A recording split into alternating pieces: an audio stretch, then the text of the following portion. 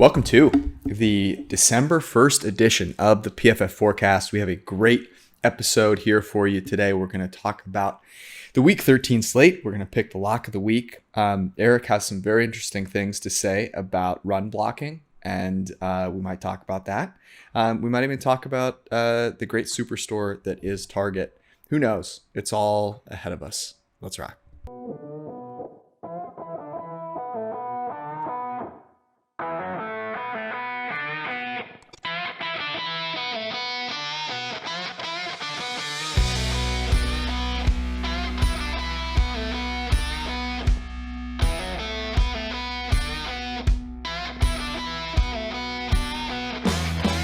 What's up, man? It's been a day. It's been a good day.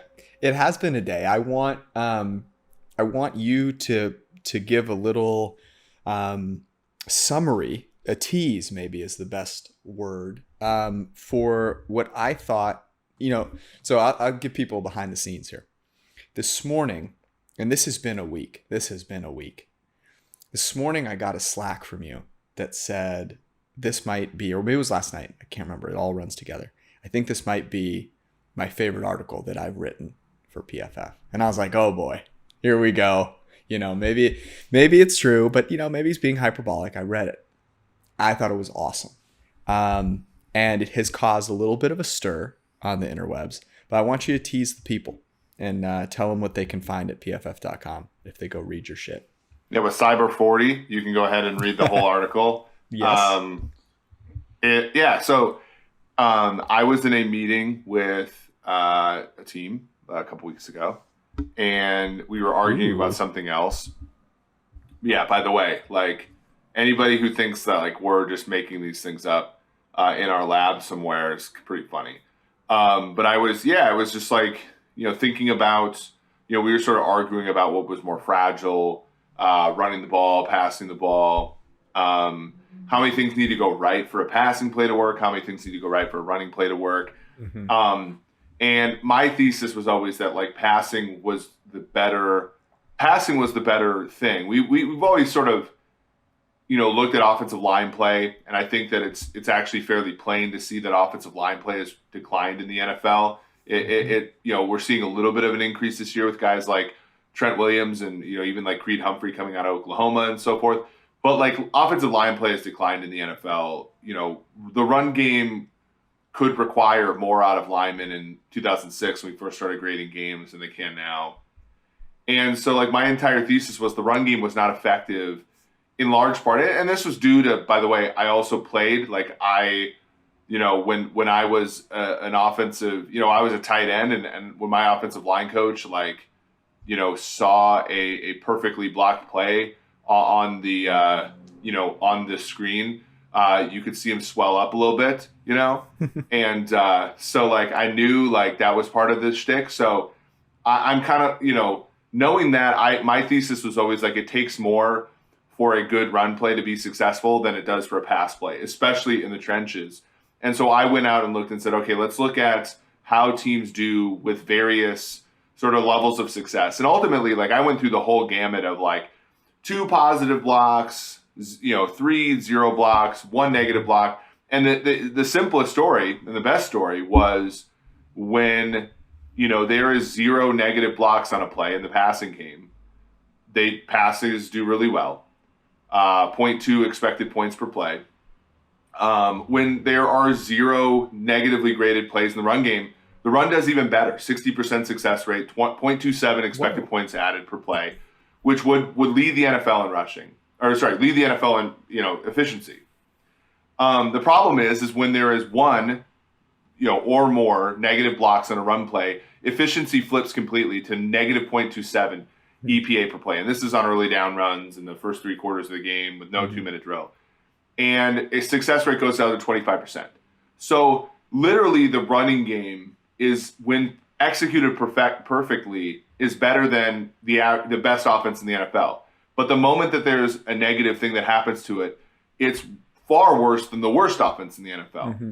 And the passing game, the fall off is not nearly as precipitous.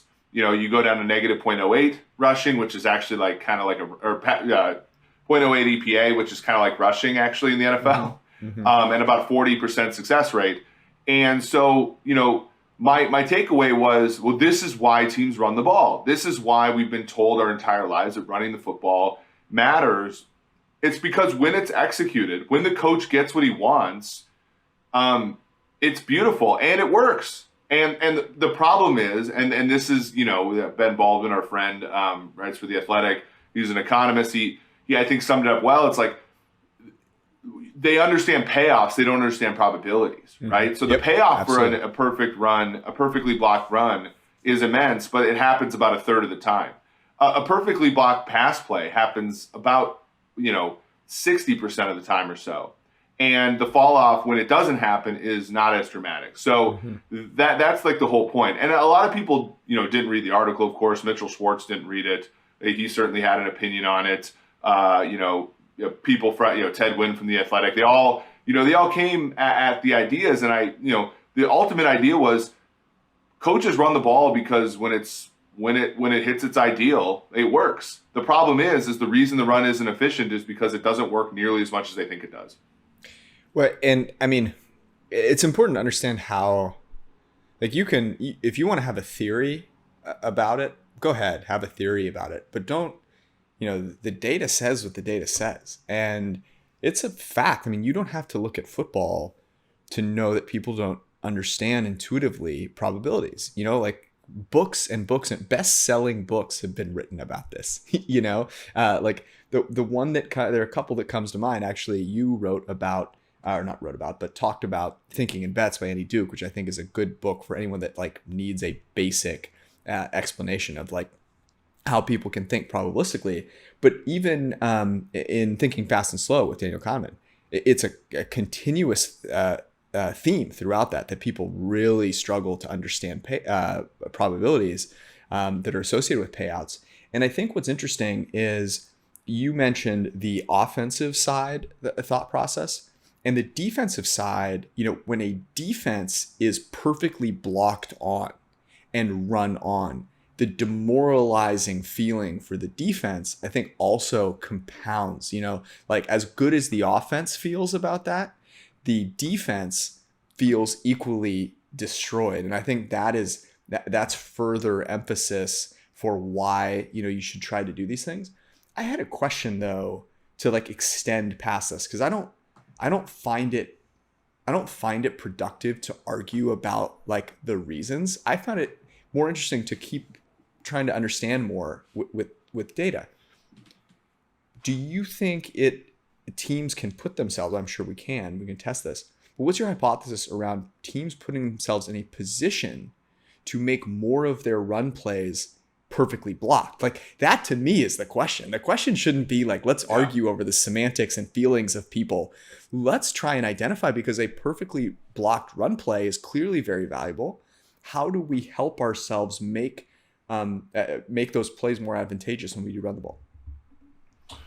Yeah, I think that's the next study, is to look at different run concepts, look at different ideas. I mean, like even one of the things that I this is something that I learned while being a blocking tight end in college was, I would watch, film, and Bert Smith he and I rotated. He was the slot receiver and I was the tight end. And I remember watching film and being like, why am I in on this play? Like all I'm doing is taking Bert's guy and bringing him in the box. And even though I make the block 90% of the time, like I'm still opening up 10% for this play to lose. Right. So the other question is like, what's the, obviously the probability that a play is going to be perfectly blocked decreases with the number of linemen that are on the field. Right. And so like, there's another aspect of that. Like, is there a trade-off between running, are there different schemes that have higher perfectly blocked play rates, but because of the nature of the scheme, they don't gain that much. I think of maybe like a trap play or something. Whereas zone, it's a lot harder to get everything perfectly blocked. But if you hit it, then you get a big gain. Yeah, the thing that you said about the defense was extremely important. And this is the defensive thing is why coverage versus pass rush. What we've learned, sort of is the deal there, right? Because to me, when I think about coverage versus pass rush, it's what you have to do on defense to win. And this evidently says that winning one play at the line of scrimmage is enough to kill a run play, right?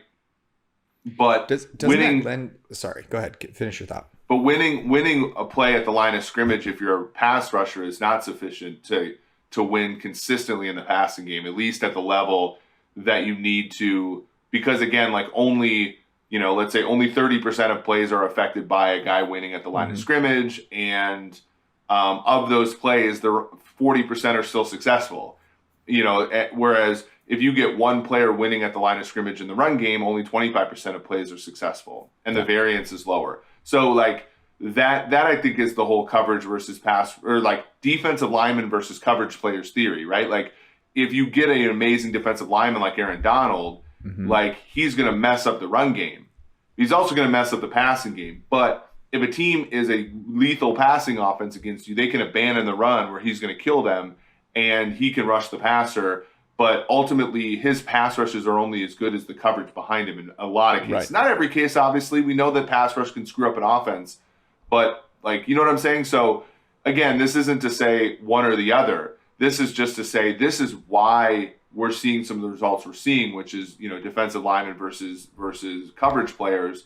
It's more important to have a coverage group that's deep because winning at the line of scrimmage is not as important as we thought. And I actually I was thinking about the coverage versus pass rush thing, non-related to this.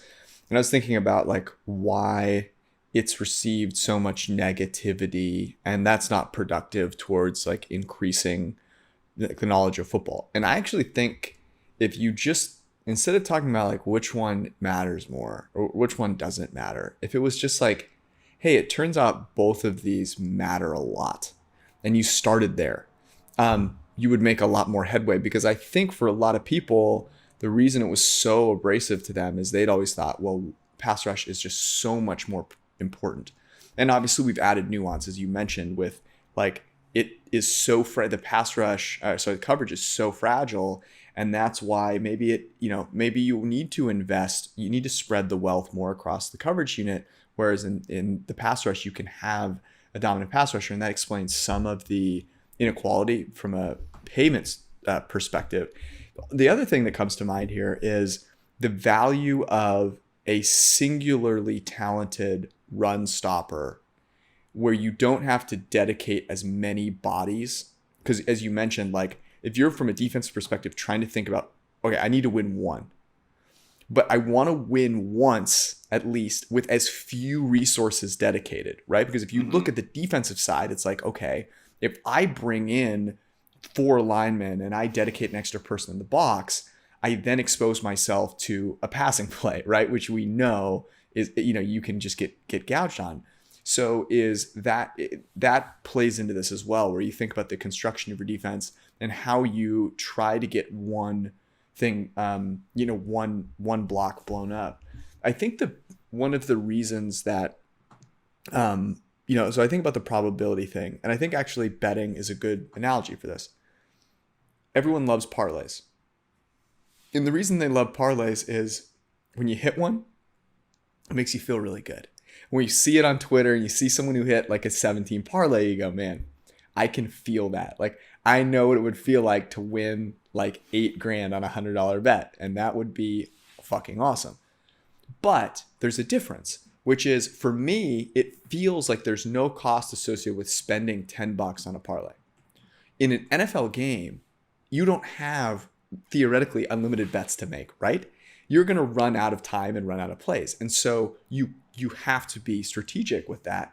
And I just don't think, I think in life, there are so many things that we view where the payment to try and get that euphoric feeling doesn't feel like a lot. Like that shoot for the moon mentality in a lot of situations, you don't feel like you're giving up a lot. So that's maybe why we're preconditioned to think that way. Yeah, I also think we also have to think about the incentives of coaches, right? Like when I was young and I was growing up in Minnesota, I'd watch Brad Childress, right? And there would be years where he called his offense a kick-ass offense and everybody would make fun of him. And then he would have the media in and he would watch film with the media. And there was a play I remember, like they showed some of this event, and Brad Johnson, who was like 39 years old at the time, and Brad Childress would be like, well, if Brad could only get a yard and a half more out there, notice how wide open the backside tight end is on the boot. And I think to myself, I'm like, yeah, but you're a dumbass for thinking Brad Johnson at 39 years old can get out a yard and a half, right? And I think we all talk about what the incentives of people are.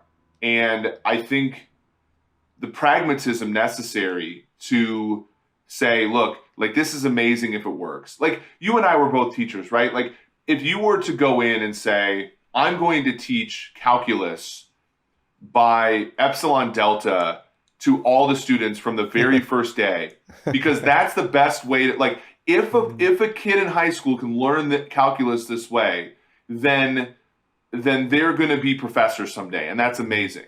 And I go and do that, and all my students fail the AP test, or all the students fail Calc 1 in college or whatever, and I go, but I'm like, yeah, they just didn't execute. I'm the idiot, right? Yeah, I'm exactly. the idiot because I set them out to fail. And that's my point. Like, I think the hard thing is everybody, once you get to that top 32, whether that be offensive coordinator or head coach, a lot of the incentive is to sort of cover your ass when people ask you why things didn't work. And if you like, oh, Brad Johnson can't get there.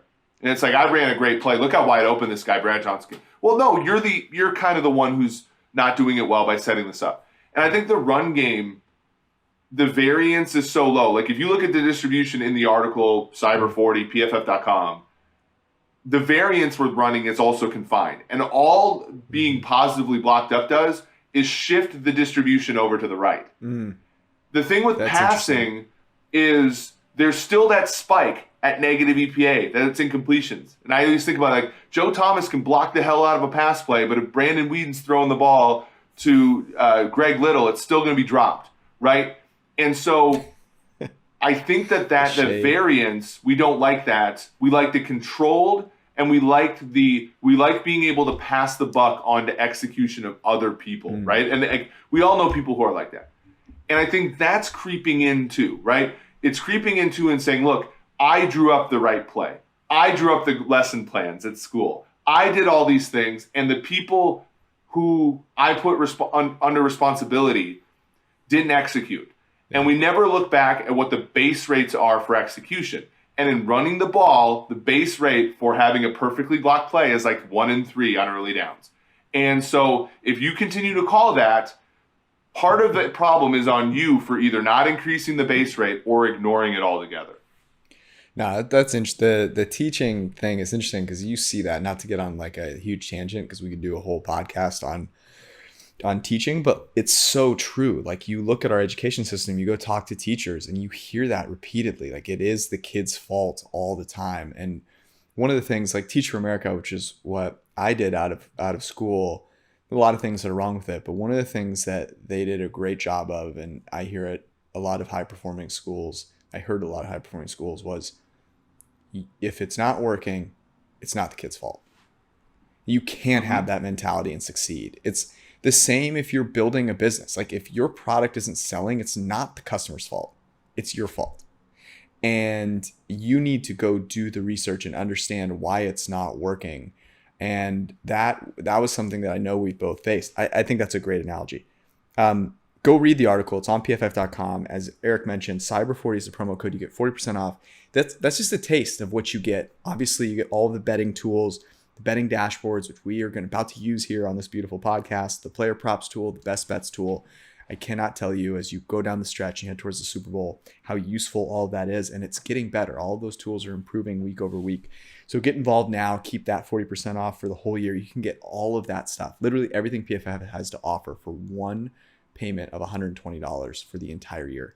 Or you can do it for as little as $6 a month. So go to pff.com, use promo code Cyber40. Plus, I didn't even mention all the fantasy tools, all the great content, the 0 to 100 grades. It's all there for you. Go make it happen. Okay. You ready to pick a lock? Yeah, let's do this. Last week's this is a bad week, bro. This is a rough week, but we will overcome. The problem the problem isn't the board if we can't find a winning bet. It's us. Oh, damn it. You're right. Good. I like it. Lock of the week last week, you had two that you proposed, both hit, a teaser and the over on Minnesota, San Francisco. That hit in the third quarter. So we're going to keep this train rolling. I will let you begin. And there's not a lot of good ones here, but I will propose one that I like. Okay. Colts, Texans under 45.5. Tell me more about this. The Colts are a run-first team that will run the ball more in this game because they got called out for not running it enough against the Bucs. Tyrod Taylor. Frank Reich was resolute. Yeah, he was, and I like Frank Reich. I like Frank Reich being resolute. He should have, yeah. But here's the real reason I like this game. The big time throw rate for Carson Wentz is 3.62, not all that high. The big time throw rate for Tyrod Taylor is 2.37, not that high. And the turnover worthy play rate for both men is about 2.35. This game is going to be a sequence of very inefficient plays. The only way that I think it gets over is if Jonathan Taylor goes crazy. But there's a lot of injuries in this game for the Colts. You have Doyle. You have Paris Campbell obviously out. You have Eric Fisher's questionable. You have Quentin Nelson's. So two members of the offensive line questionable. Both teams are sort of in the 60s for plays, not in the 70s at all. This has moved out. We like Colts -7.5. I put a small house on Colts -7.5. It's now -9. So we like that.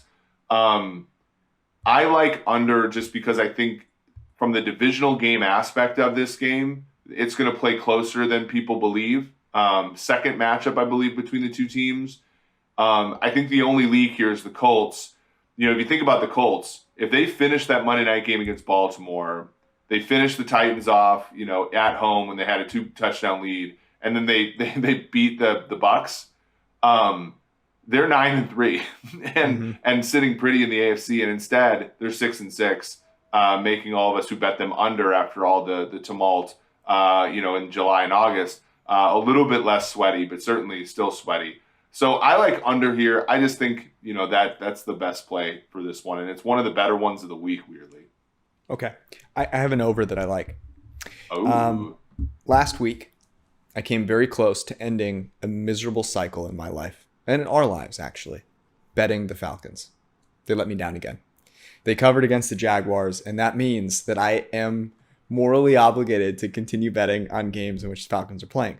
Falcons are +11 at home in the Mercedes-Benz Arena in Atlanta, Georgia, against the Tampa Bay Buccaneers. The Tampa Bay Buccaneers have the first-ranked offense using our Massey opponent-adjusted rankings. Those are in the PFF betting dashboard.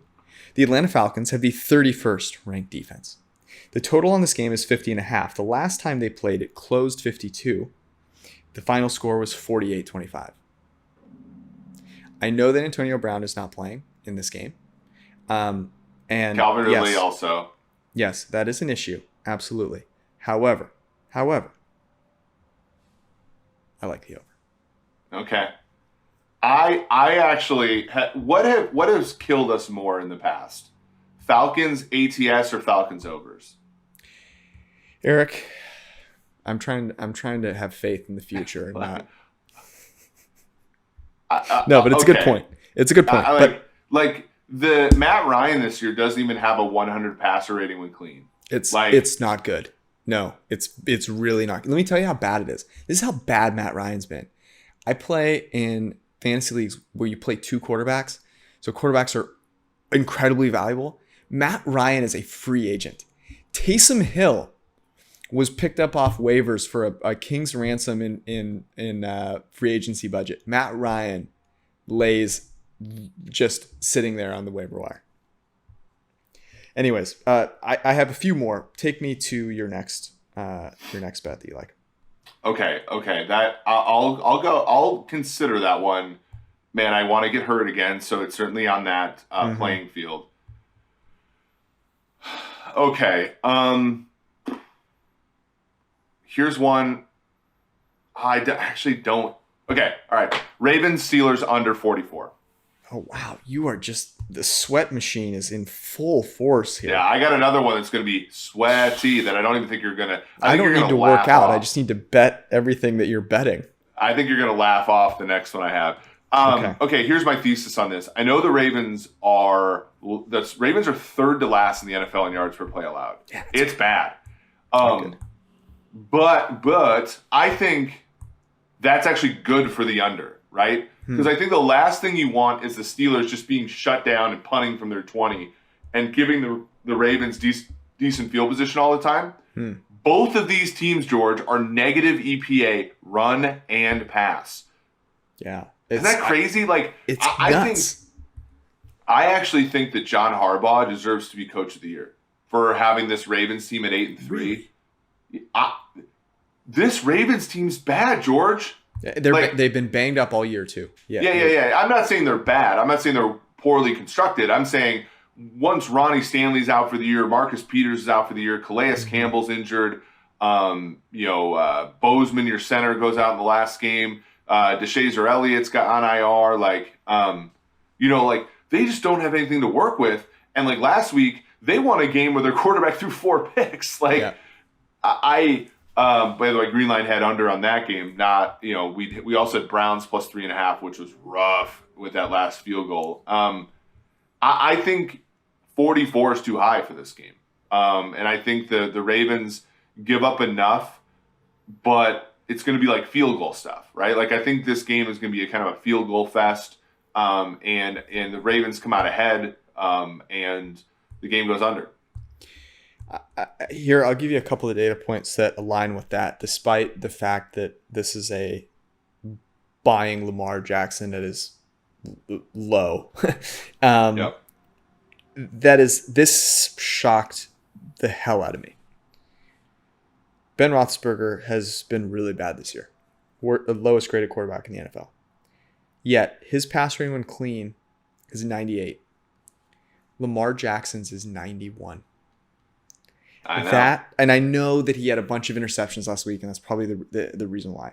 But that is nuts to me. So yeah, I can see why that one makes sense. I'm going to try and stay away from the sweatiness of unders, even though, got to be honest with you, I think there's some value on a few unders here, and you can go find them on the betting dashboard at PFF. Let me take you to the Sunday night game. Your Kansas City Chiefs coming off a bye, playing at home against the Denver Broncos. Yeah. Denver Broncos are plus 10. I have regained faith in the Chiefs, but I have not regained faith in them as an offense that is going out and beating people by 20 or 15 or 14. And I think 10 is just too many points. Even though, the Denver Broncos are not a great team, they're also not a terrible team. And as we've talked about before, I just don't think the NFL right now, I think this is, this has been my thesis. I think you've agreed with me on this largely. There's so much parity right now that when a team that doesn't suck is playing any other team, them being a huge underdog doesn't make a ton of sense. And so that's where this is coming at. I don't, it's not the cleanest of you might have to come through the back door, which with Teddy B is not the surest of things, but plus 10, I think, is the right side is Denver.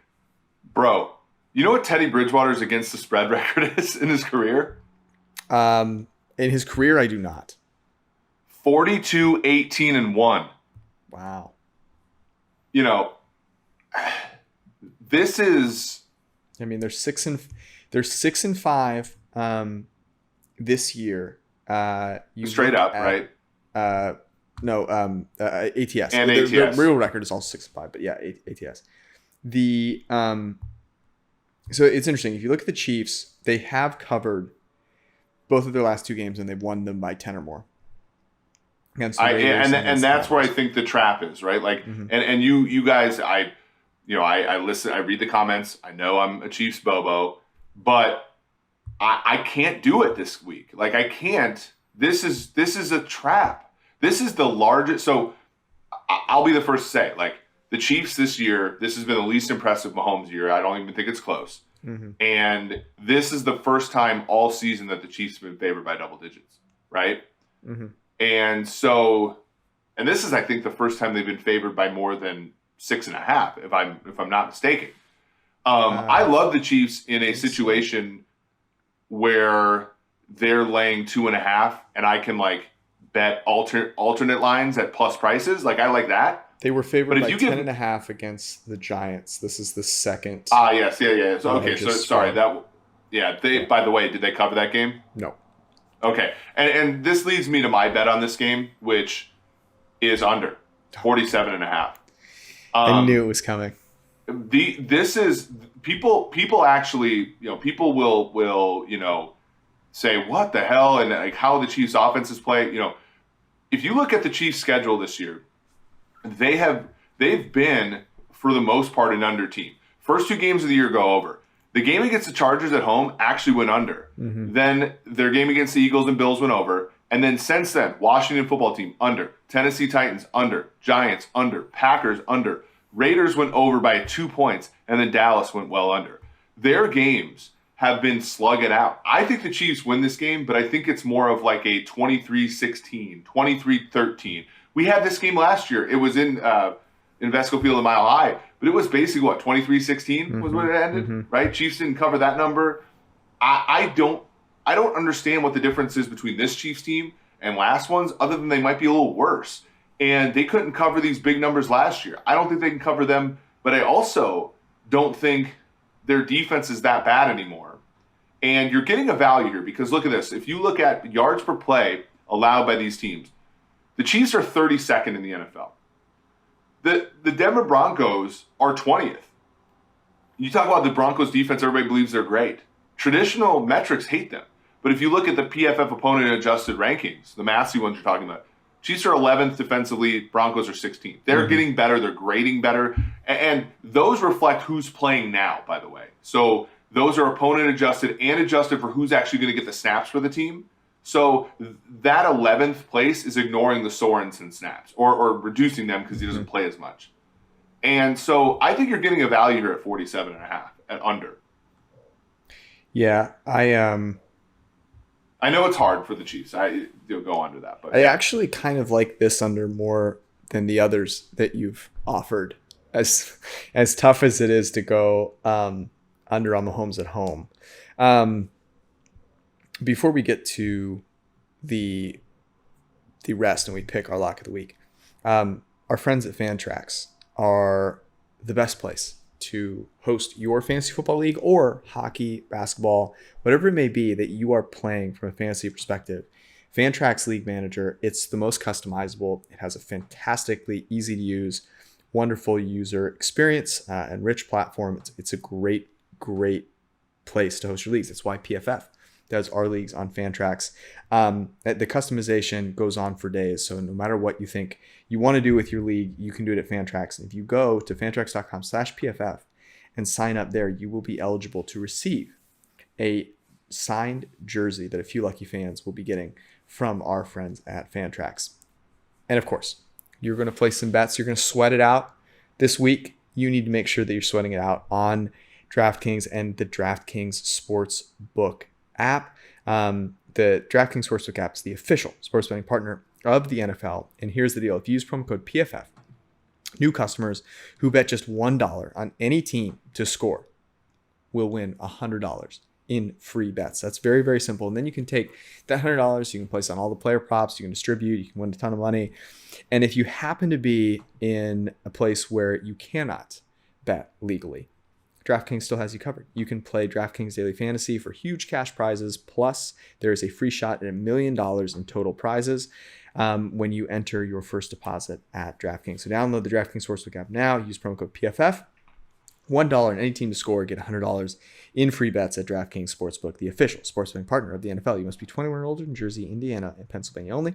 New customers eligible. Minimum $5 deposit. $1 wager required. One per customer. Restrictions apply. See DraftKings.com/sportsbook for details. If you have a gambling problem, call 1-800-GAMBLER. All right. I almost had to call 1-9 with it when Toledo back covered on, like, not a backdoor, but like they should have just been taking knees. They were up 28. I had Akron plus 28.5 and under, and they just ran in a touchdown. Like, do you have a CFL degenerate bet of the week? Yeah, the Hamilton Ticats plus 1.5 against the Toronto Argonauts. I think that one's the degenerate. I'll say that on the PFF college live show Friday mornings. Tune in. Get yourself some degeneracy. By the way, I did not want. So if anybody, I don't want anybody going back and saying we're betting Teddy Bridgewater because of his ATS record. I'm more saying that Bridgewater is an underrated asset on the betting market. I'm not saying that that's the handicap. We make the number 9.3 just by all the fundamentals. We do not bake in what his ATS record. I think it's amusing that he's 42-18-1 against the spread. And he also went into Arrowhead last year and did it as well. Says a lot about the situations he's been in too, right? Like Sean Payton. I think actually the Thursday night game is interesting. New Orleans is plus 4.5. Taysom Hill taking the first team reps is slated to start. We've talked about this before. The impact of a guy playing who is not the normal starter at the beginning of his run. And the Dallas Cowboys defense has not been particularly good. The spread at 4.5, as I mentioned.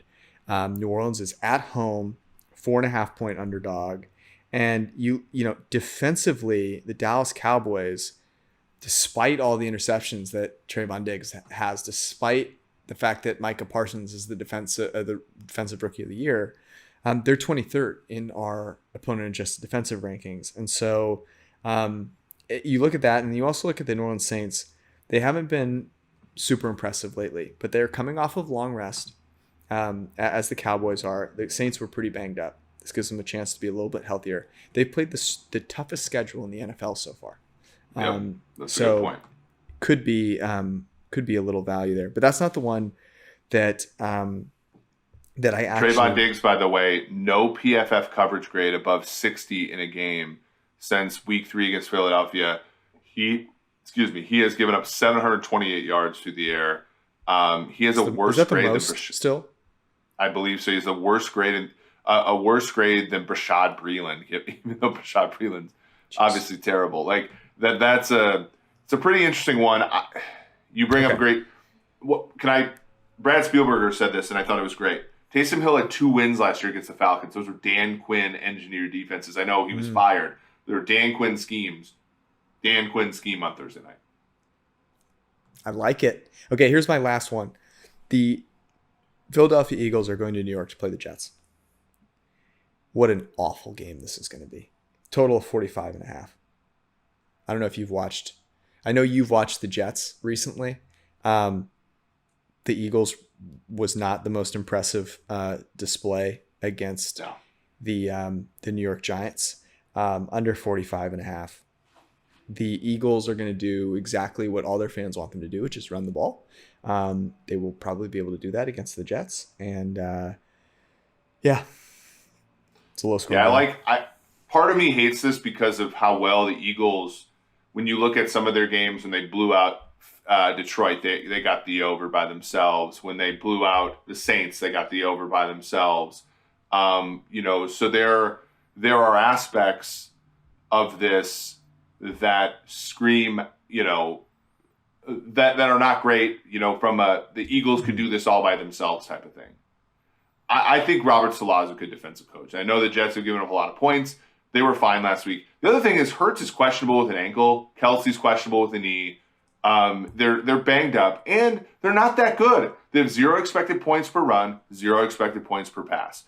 Jalen Hurts only has 4.5 big time throw rate, 89 passer rating from a clean pocket. I know a lot of that's the interceptions from last week. And I think the Jets are improving enough offensively where they can get the ball to the 40 and punt. Mm-hmm. Because the real leak here for the under is Zach Wilson just throwing picks, right? Mm-hmm. Yep. So I think, I would like to see more out of Zach Wilson, but you don't coach your bets. You don't root for your bets. You bet what you think is going to happen. I think 45 under is good. I think I don't actually. This is a rough one. I know we do show value on Niners Seahawks over. I can't like Russell Wilson made me want to gouge my eyes out. He made me want to create a vat of asphalt and stuff my head into it on Monday night. He was horrendous. And it was not the good. Seattle Seahawks, when you think like, oh, maybe this will like motivate them to learn something, and then they go sign Adrian Peterson. They're a joke at this point, aren't they? Yeah. I mean, like I looked at that and I was like, how? The Niners have to score 50 themselves in this game. And that's possible. I'll throw out one more. Tom Brady over 2.5 passing touchdowns is plus 120. I know that there is no Antonio Brown. I get that. That's it though. And this is, as I just said, one of the worst pass defenses in the NFL. This is the Falcons. He owns the Falcons. He is also little revenge game for Tom Brady against the end zone. Okay. Leonard Fournette, 4 touchdowns last week. This time they're on the 1-yard line. They're just going to let Tom Brady throw just to even it out. Like that's what they're going to be up 20. That's what they're going to do. He's gone 2-2-1 in the passing touchdown department. This is plus 120. I'll throw that one out there as well. Before we decide on the lock of the week, if you want to make some smart financial decisions, maybe not all of them should be betting focused. You can go to Western and Southern, our friends who sponsor this podcast. They care about your financial well-being. And so what they're doing is they're partnering with our friend Chris Collinsworth, also our boss, to let you ask Chris a question. You can ask him about anything with his Sunday night situation. You can ask him about Al. You can ask him about how the slide came about. You can ask him about PFF. You can ask him anything you want, or you can ask him about some questions around your financial future. And Western and Southern will have Chris answer the best questions on his podcast and the Western and Southern Instagram. And when you ask a question, you'll be entered in a raffle to win a catered party for February's big game. So submit your questions. You go to westernsouthern.com/askchris. That's westernsouthern.com/askchris. And then go check out the YouTube link for Chris's podcast. Check out his podcast on YouTube or on Western Southern's Instagram. They will make you a smarter player of the game of life, Western and Southern. Okay, lock of the week. What do you think? I did like the Brady one. The one issue I do think is no AJ Brown or Antonio Brown, sorry. And this is something interesting, right? Like we were going through our Rams rant. You know, the Rams have 3 players who are in the top 6 in the NFL in WAR. Cooper Kupp, Aaron Donald, who's non-quarterbacks. Aaron Donald's number 1, and then Ramsey is at 0.52 WAR this year. You know who's second in the NFL in WAR among corners? AJ Terrell. AJ Terrell. I mean, I know coverage is a weak link system, and I know Brady in a dome and all that kind of stuff. Like, that's my favorite one. But before we bet it, I do want to tell the listener, it could go kaput, right, for that reason. Yeah, it's interesting. I mean, you look at that run of unders for him in the passing touchdown department, it aligns really nicely with not having Antonio Brown. So I get that. But you look at AJ Terrell, 3rd highest graded corner. There is no other player on the Falcons in their secondary that has a grade above 62 at their position. So that would be my thought. But so aside from Brady, what's your favorite? I would say it's the Chiefs under. Oh my God. What a sweat. What an absolute sweat. Man.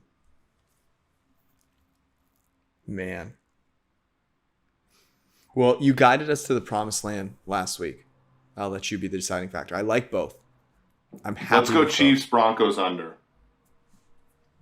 The lock of the week. Chiefs, Broncos under from the guy that hates your run game. Go to PFF.com. Check out that article. I promise you it's not slander. It is really, really, really good stuff. That's our podcast. By the way, things for you to look forward to. Okay. On Sunday night, I have two things, Eric. I'm bringing recommendations back. I have a great recommendation for people. And I will address my response to the Patriots went shopping at Target. This free agency will be coming on Sunday night. We'll be live after Sunday Night Football. Hopefully after that game goes under on Sunday night between the Broncos and the Chiefs. Thanks for hanging out. Peace.